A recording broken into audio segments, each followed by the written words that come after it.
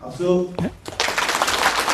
자, 지금 설명드릴 자료는요, 어디 가서 못 들었을, 한 번도 들어보지 못한 그런 설명을 한번 해보겠습니다. 자신있게 말씀드립니다. 자, 농촌진흥청은 2014년에 수원에서 전주로 이사를 왔습니다. 이사 오기 전에 수원에 있었는데요. 그 수원 농촌진흥청 뒷산에 여기산이라는 곳이 있습니다. 여기산인데요. 여기에 있는 산이 아니고요. 한자로 보면은 수원시청하고 권성구청이 좀 다르게 설명을 하더라고요. 아름다울 여자를 쓴 여기산도 있고요. 기생기자를 쓴 여기산도 있습니다. 그래서 그 산 자락이 물에 비치는 게 마치 아름다운 여인의 눈썹을 닮았다 해서 여기산으로 쓰기도 하는데요. 어찌됐건 중요한 것은 이 여기산에 옛날 철기시대 때하고 청동기시대 때 지표가 나왔고요. 그 다음에 불에 탄 탄화미 흔적이 있었어요. 불에 탄 쌀 흔적이. 그래서 농촌진흥청이 그때부터 거기에 자리를 잡았던, 농촌진흥청이 아니고 우리나라 농업이. 근데 제가 역사를 거기까지 올라갈 자신은 없고요. 조금 더 내려오겠습니다. 지금으로부터 딱 15년 전 2007년에 이산이라는 드라마를 했던 적이 있습니다. 정조대왕을 다뤘던 건데요. 그 이산 드라마 마지막 장면이 뭐냐면은 정조대왕이 이제 당파 싸움을 다 정리하고 나서 신하들하고 같이 어떤 산 개울에 가가지고 물이 흐르는 것을 보고 여기다 저수지를 막으면은 사람들이 농사 짓기 편할 것 같다라고 하니까 예, 알겠습니다라고 드라마가 끝나요. 그 저수지가 수원 옆에 있는 서호입니다. 그 이야기부터 시작을 해보겠습니다. 1762년에 사도세자는 이제 당파 싸움으로 해서 뒤주에 갇혀서 돌아가시잖아요. 이 돌아가신 것을 영조가 저기 어디에다 썼냐면 배봉산이라는 곳에다 묘를 썼어요. 그게 어디냐면은 서울시 동대문구 전농동이 있네요. 배봉산이 왜 배봉산인 줄 아셔요? 사람들이 지나가다가 배는 절하다 할 때 배고요. 봉자는 버무리 할 때 봉자예요. 그래서 저 산에 어딘가에 사도세자가 있으니까 지나가면서 인사를 하고 지나간다 해서 배봉산이에요. 근데 믿는 눈치가 아니죠. 제가 그렇게 신뢰를 못 주고 살았나요? 실제 배봉산은 그런 뜻입니다. 배봉산은 조선왕조 영조 임금 때 왕세자였던 사도세자가 죽은 뒤에 홍인문 밖으로 멀리 있다 묘를 썼어요. 그리고 있다가 정조 할아버지 영조가 죽은 뒤에 1785년에 사도세자의 묘를 정조대왕이 좋은 곳으로 옮겨요. 옮기려고 좋은 곳을 찾아보니까 그게 어디냐면 지금은 화성시 안녕동이에요. 거기에다가 아버지 묘를 옮기려고 보니까 사람들이 살고 있는 거예요. 그래서 일단 아버지 묘를 우리가 윤건릉이라고 하는데 윤릉이 사도세자 묘고요. 건릉이 자기 묘예요. 정조대왕. 윤릉을 아버지를 모셔놓고 그 옆에다가 용주사를 지어서 불공을 드리면서 거기에 사는 사람을 수원으로 강제 이주를 시킵니다. 그래놓고 이 사람들이 잘 살게 성을 쌓아줘요. 그게 수원의 화성입니다. 자, 성을 쌓았으면은 그 성을 지키는 군사가 있잖아요. 군사들이 먹을 군량미를 생산을 해야 돼요. 그 군량미를 생산하는 논을 둔전이라고 합니다. 그 논을 둔전이라고 하고 그 둔전이 나중에 농촌진흥청 시험답으로 쓰이게 되는데요. 그게 농촌진흥청 옆에 있는 그 서호 저수지입니다. 농촌진흥청이 수원에서 이쪽으로 오기 전에 수원에는 정조대왕 흔적이 많이 남아 있습니다. 정조대왕이 사람들을 강제로 이주시켜놓고 이 동네 사람들은 국가에서 준 땅을 공짜로 부쳐먹고 어머니 해경궁 홍씨 생일날하고 아버지 사도세자 제삿날 좋은 대추를 진상해라 하는 동네가 조원동이고요. 좋은 밤을 진상해라 율전동이고요. 좋은 배를 진상하라는 곳이 이목동입니다. 그래서 농촌진흥청 원예특작과학원이 이목동으로 이사를 하게 됩니다. 근데 흔히 우리가 알고 있는 그 제사할 때 조율 이시 그러잖아요. 시는 감인데 시가 시흥은 아닌 것 같은데요. 시는 제가 못 찾았습니다. 이게 서호 충만제고요. 여기 왼쪽에 농촌진흥청이 있고요. 그 밑에 둔전이 있고요. 농촌진흥청이 여기 오기 전에 수원에 있을 때 주소지가 서둔동입니다. 왜 서둔동일까요? 둔전의 서쪽에 농촌진흥청이 있었기 때문에 서둔동입니다. 서둔동의 역사는 그렇습니다. 자, 충만제 이야기 조금만 더 이어가 보겠습니다. 충만제는 전체 독방 길이가 한 600m 정도 됩니다. 아까 말씀드렸죠. 국둔전이라고요. 자, 이 충만제에는 그 물이 넘치는 그 뭐라고 그러죠? 수문이 두 개가 있습니다. 하나는 좀 높이를 낮춰가지고 자동으로 물이 넘치게 돼 있고요. 다른 쪽, 오른쪽은 일반적으로 저수지를 쌓을 때는 자갈을 넣고 진흙 넣고 자갈 넣고 진흙 넣고 해야 돼요. 그래서 사이로 물이 안 빠져나가니까요. 근데 이제 오른쪽 수문은 자갈 넣고 모래 넣고 수술 넣고 자갈 넣고 모래 넣고 수술 넣었어요. 물이 다 빠져나가요. 필터링이 돼요. 깨끗하게 필터링된 물로 농사를 지었어요. 대한민국에 몇 개 남아있지 않은 그런 저수지입니다. 어쨌든 정제도왕이 이렇게까지 했었고요. 조금 더 이제 역사를 내려와 봅시다. 한 100년쯤 건너뛰어서 우리나라 조선 말기로 와보면요. 조선 말기는 매우 혼란스러웠잖아요. 그 틈을 타서 조선 주재 일본 공사 미우로 고로우 지휘 아래 일본군 한성 수비대 군인이 경북대로 난입을 합니다. 그래서 이 일본 낭인들이 경복궁에 들어가서 명성황후를 죽이고 천인 공로할 만행을 저지릅니다. 정말 을미사변이죠. 그때 개화파였던 우범선, 이두왕 등이 정치적인 목적으로 내통하고 협조를 했다는 게 증거가 다 나와 있습니다. 그러고 나니까 고종이 이제 러시아 공관으로 옮기는 아관 파천을 하게 됩니다. 그리고 아관 파천 하자마자 제1호 칙령을 내리는데 그 1호 칙령이 친일파 척결입니다. 그렇게 되니까 이제 우범선이라는 사람이 일본으로 망명을 가게 됩니다. 일본으로 도망간 우장추는 일본 여성 사카이 나카와 결혼을 해서 1898년에 첫 아들을 낳는데 그 아들 이름이 우장춘입니다. 우리가 알고 있는 우장춘 박사입니다. 그리고 그 이후에 고영근이라는 분이, 고종은 밀사라고 그럽니다. 일본으로 건너가서 역적 우범선을 죽여버립니다. 역적이니까 죽어 마땅하죠. 그러면서 우장춘은 일본에서 이제 호녀라로 불쌍하게 살게 됩니다. 자, 우장춘 이야기는 잠시 조금 뒤로 밀어놓기로 하고요. 그때 당시에 1900년대 초반에, 그러니까 지금으로부터 110년 전은 우리나라가 굉장히 혼란스러울 때였습니다. 왜 우리나라를 가지고 러시아하고 일본이 그렇게 서로 가지려고 싸웠는지는 모르겠지만 지네들 둘이 싸우다가 결국에는 일본이 이겼어요. 일본이 이겨서 을사보호 늑약을 체결합니다. 을사보호 조약이 아닙니다. 조약은 양국간이 하는 것이고 늑약은 일방적으로 맺은 게 늑약이니까요. 을사보호 늑약을 체결을 하게 되죠. 여러분 그런 말 알죠? 을씨년스럽다. 이 을씨년스럽다가 이때 나온 말입니다. 그러니까 날씨가 좀 꾸물꾸물하고 뭔가 좀 거지 같고 좀 기분이 이상할 때 을씨년스럽다. 우리나라 빼앗긴 날이 이 날입니다. 그래서 1905년 11월 며칠인가요? 17일부터 광복하던 1945년 8월까지 거의 36년 동안 이때부터 일본 제 스마트폰으로 녹화를 하고 있었는데 배터리가 다 돼서 도중에 멈춰버렸습니다. 그래서 여기서부터는 제 모니터에서 녹화를 하도록 하겠습니다. 우리나라 외교권을 박탈한 일본은 우리나라를 이제 본격적으로 짓밟기 시작합니다. 한국어 농업을 일본 자본주의 체제에 편입시키기 위해 농업 구조 개편을 서둘렀고 이를 위해 농사 개량이라는 명목으로 우리나라에 권업 모범장을 설치하게 됩니다. 한반도 어디에 설치할지를 고민하던 중 아마도 우리나라 최초의 국영농장인 둔전이 눈에 들어왔을 것이고 당연히 그 둔전 옆에 권업 모범장을 설치를 합니다. 그게 바로 우리나라 근대 농업의 시작이라고 볼 수 있습니다. 예전 농촌진흥청 자료에 가면은 이렇게 비석이 3개가 있습니다. 권업 모범장이라고 이렇게 써져 있고요. 이게 그겁니다. 그리고 이건 뭐 책상 앞에 놔둘 만한 작은 거고요.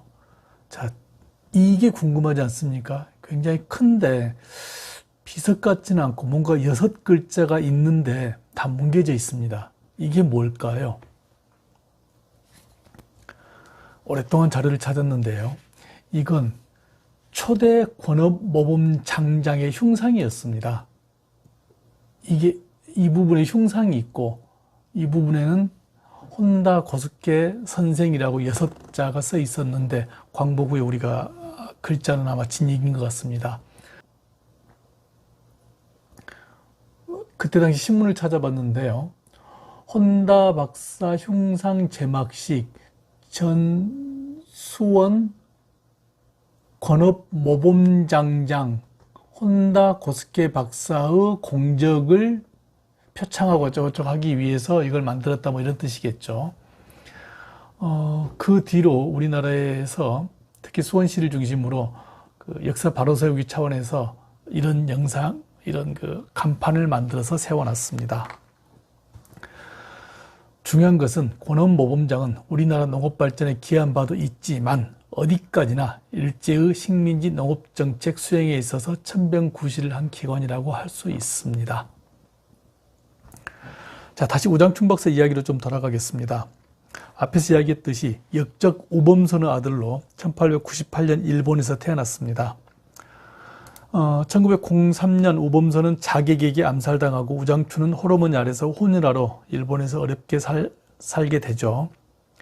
동경제국대학 농학실과를 졸업하고 같은 해 일본 농림성 농사시험장 연구원으로 들어가서 주로 육종 연구를 합니다. 여러 가지 연구를 했는데 가장 중요한 게 우장춘의 삼각형으로 알려진 이론입니다. 다윈의 종의 기원에 따르면 종은 두 가지 조건을 만족을 해야 합니다. 즉 형태가 비슷하고 그 종끼리 교배를 했을 때 후손이 같은 종이 나와야 합니다. 그런 조건이 성립되지 않으면 같은 종이 아닌 거죠.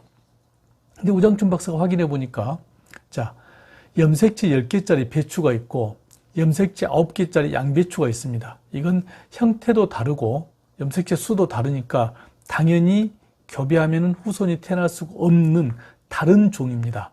근데 이걸 교배를 해서 보니까 염색체 10개하고 9개를 합친 염색체 19개짜리 유체가 나온다는 것을 과학적으로 증명을 해낸 겁니다. 마찬가지 염색체 10개짜리 배추하고 염색체 8개짜리 흑겨자를 교배를 시켜보니까 염색체 18개짜리 갓이라는 품종이 나오고 마찬가지 흑겨자하고 양배추를 교배하면 에티오피아 겨자가 나온다는 이 삼각형, 우장춘의 이 삼각형은 정말 대단한 이론이었고요. 왜? 다른 종이 교배를 통해 새로운 종으로 진화할 수 있다는 다윈의 종의 기원을 종의 합성으로 바꿀 수 있는 대단한 연구 성과였습니다. 근데 그때 당시 일본에서 낸 성과라서 저희가 추천도 못 받고 그랬었는데요. 어쨌든 이 이론에 따라서 다윈의 종의 기원이 교과서를 바꾸게 됩니다. 노벨상을 받을 수 있는 대단한 학문적 성과이지만 어쨌든 그랬습니다.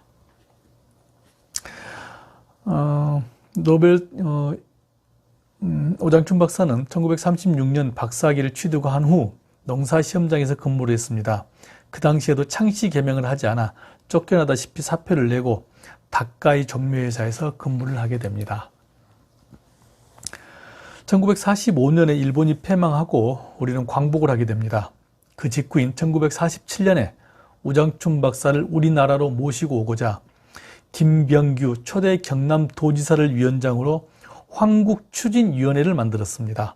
오 박사가 귀국을 설득하는 한편 황국추진위원회에서는 오 박사가 환국하면 곧 일을 할 수 있는 터전을 동네 온천장에 마련하기로 하고 동네 원해고등학교 근처에 있는 도리라는 사람이 경영하는 농장을 개조해서 한국농업과학연구소를 만듭니다. 일제시대 때 일본은 내선일체와 황국식민을 강조했습니다. 내선일체는 일본 내부 사람들과 조선 사람들이 한 몸이라는 뜻이고 황국식민은 일본 제국의 백성이라는 뜻인데 그렇게 우리나라 국민을 일본 사람으로 만든 거죠. 일본에서 태어난 우장춘은 일본 호적도 있고 마침 우리나라 호적도 있었습니다. 1945년 일본이 망하자 일본은 오무라 수용소를 만들어서 일본에 머물고 있는 한국인들 중에서 조금이라도 결격 사유가 있는 사람들을 수용했다가 한국으로 강제 송환을 하게 됩니다. 그때 우장춘 박사는 스스로 수용소에 가서 포로가 되어 송환을 요청을 합니다. 한 달 동안 수용소에 머물다가 1950년 3월 8일 마침내 부산항으로 우리나라에 돌아오게 됩니다. 그 당시 타고 온 배가 38번째 송원을 하는 38선이었습니다. 배 안에서 우장춘 박사를 알아본 국민들이 즉석에서 성금을 걷어서 벽시계를 하나 사드렸습니다. 예전에 괴종시계를 보면 그 가운데 누가 줬다고 써 있는데요. 그 시계에는 38동지회 드림이라고 써 있었다고 합니다. 안타깝게도 그 사진을 구하지는 못했습니다. 그 시계는 나중에 우장춘 박사가 돌아가신 뒤 부인이 일본으로 가져간 유일한 유품이었다고 합니다. 귀국 환영회에서 우장춘 박사는 4가지 말씀을 하셨다고 합니다. 첫째, 환영해 주어서 감사합니다. 둘째, 나는 지금까지 어머니의 나라인 일본을 위해서 열심히 살았습니다. 셋째, 지금부터 나는 아버지의 나라인 나의 조국을 위해서 일하겠습니다. 넷째, 내 뼈는 내 조국에 묻겠습니다. 이렇게 우리나라에 들어와서 1950년 5월 10일 정식으로 한국농업과학연구소 소장으로 취임하게 됩니다. 취임 이후에 우장춘 박사의 활동은 농촌진흥청 국립원예특작과학원 홈페이지에 자세하게 나와 있습니다. 우장춘 박사는 귀국하신 뒤 한 번도 일본에 가지 못했습니다. 심지어 어머니가 돌아가셨을 때도 일본에 가지 못했습니다. 정부에서 안 보내준 거죠. 우장춘 박사가 우리나라로 돌아온 지 3년째인 1953년 8월 어머니가 81세로 돌아가십니다. 돌아가시기 전에 우 박사에게 보낸 마지막 편지에는 아들을 길러내어 자기 아버지의 나라를 위해 일하게 하였으니 이제는 지하에 가서 남편을 만나도 충분히 면목이 선다 라고 썼다고 합니다. 정부 통제로 장례식에 참석하지 못했지만 각지에서 부의금은 들어왔습니다. 우 박사는 그 부의금을 일본으로 보내지 않고 그 당시 물이 부족한 농장에 우물을 파서 연구소는 물론 물이 부족한 주위 사람들과 공동으로 사용하도록 하였습니다. 그 우물 이름이 자유천입니다. 어머니를 그리워하는 마음을 담아 자애롭다는 자자와 전유자를 써서 자유천이라고 했습니다. 자유천 글자는 우장춘 박사가 직접 썼으며 그 글을 쓴 바위는 근처 금정산 일대에서 우 박사님이 직접 찾은 거라고 합니다. 나중에 부산이 커지면서 이곳에 이제 도를 내야 했다고 합니다. 자, 그때 부산에서 큰 결정을 하십니다. 이게 지금 자유천 그 돌 편말인데요. 우장춘 박사를 기리고자 우물 근처에 로타리를 만들어서 우물을 그대로 보존을 하게 됩니다. 부산시에서 참으로 잘하신 일입니다. 한국에서 농업연구를 하신 지 9년이 넘는 그 59년 6월 8일 위가 아파서 지금의 국립의료원인 메디컬 센터에 입원하시게 됩니다. 병명은 위 12지장 궤양이었습니다.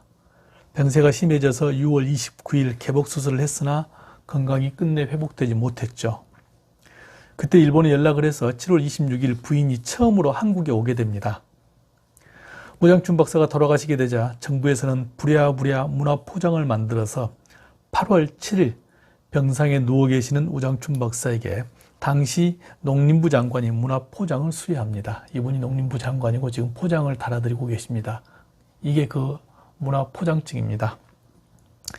이때 우장춘 박사는 나는 이제 예한이 없다. 나의 조국이 나를 알아주었다. 나는 기쁘다. 라고 말씀하셨다고 합니다. 그리고 사흘 뒤 8월 10일 새벽 3시에 61세의 나이로 귀국하신 지 9년 5개월 만에 돌아가십니다. 분위기가 너무 가라앉았으니까요. 참고로 역대 최연소로 문화훈장을 받은 사람이 누군 줄 아십니까? 네, 방탄소년단이라고 합니다. 8월 14일 사회장을 치르고 화장을 한 후 농촌진흥청이 있는 제가 이 자리에서 맨 처음에 말씀드렸던 그 바로 여기산 기슭에 유골을 안치합니다. 장례위원회에서는 조각가 윤호중님에게 묘비의 설계를 맡겼고 묘비 전면에 김충현님의 글로 우장춘 박사 묘를 오석에 이렇게 새겼고 그 위에 종자를 상징하는 주석에는 윤호중님이 타원형 동판으로 제작한 우 박사 흉상을 세웠습니다. 이 옆에는 잎을 상징하는 지석이 비스듬히 주석을 바치고 있으며 여기에 노산 이은상 선생의 시조가 새겨져 있습니다. 저는 이 시조를 읽을 때마다 울었는데요. 오늘은 제가 울지 않도록 한번 해보겠습니다. 불우와 고난 속에 진리를 토파내어 종자합성 새 학설을 세계에 외칠 적에 잠잠턴 학문의 바다 물결 한 번 치니라. 온갖 채소 종자 우리 힘으로 길러내어 결애를 위하시니 그 공로 얼마던가. 빛나는 문화 포장 웃으며 받고 가시니 흙에서 살던 인생 흙으로 돌아가매 그 정신 뿌리되어 싹트고 가지 뻗어 이 나라 과학 동산에 백화만발하리라. 울지 않았습니다. 다시 역사를 조금만 더 거슬러 올라가서 1945년에 광복을 하고 1948년 7월 17일 헌법을 만듭니다. 제헌절이죠. 1949년 5월 10일 전국 총선거로 5천년 역사상 처음으로 국민의 대표를 뽑아 국회를 구성하고 초대 대통령의 이승만 박사를 선출합니다. 초대 대통령의 이승만 박사를 선출합니다. 바야흐로 대한민국이 탄생했습니다. 우리나라에는 5,000개가 넘는 법이 있는데 그중 제1호는 정부조직법입니다. 법률 제1호 정부조직법. 최근에 보더라도 48년 7월 17일 법률 제1호로 정부조직법이 시행되고 그 이후에 85번, 85번 바꿨다는 내용이 나오네요. 정부조직법에 따라 정부 수립 당시에는 내무부, 외무부 등 11개 부와 법제처, 기획처 등만 있었습니다. 1961년 5.16 혁명으로 박정희 전 대통령이 집권을 한 후에 국가 경제 발전 계획을 추진하기 위해 정부 조직 체계를 새롭게 대폭 개편하면서 1962년 4월 2일 농촌진흥청이 출범하게 되고 초대 청장으로 정남규 박사가 발령을 받게 됩니다. 이게 경향신문 1962년 4월 3일자이고요. 수원 구 농사원 자리에 자리 잡은 농촌진흥청이 2일 발족하였다. 오 신문에 나와 있습니다. 네, 여기까지가 제가 준비한 내용이고요. 농촌진흥청 개청 이후 자료는 60주년 기념 홈페이지에 자세히 소개되어 있으니까 참고하시기 바랍니다. 여기까지가 제가 준비한 농촌진흥청 개청 직전까지의 역사입니다. 거듭 말씀드리지만 이 자료에 실수가 있다면 그건 오롯이 저의 잘못입니다. 언제든지 연락 주시면 수정하도록 하겠습니다. 이 자료에 있는 모든 내용과 애니메이션은 마음껏 활용하셔도 됩니다. 고맙습니다.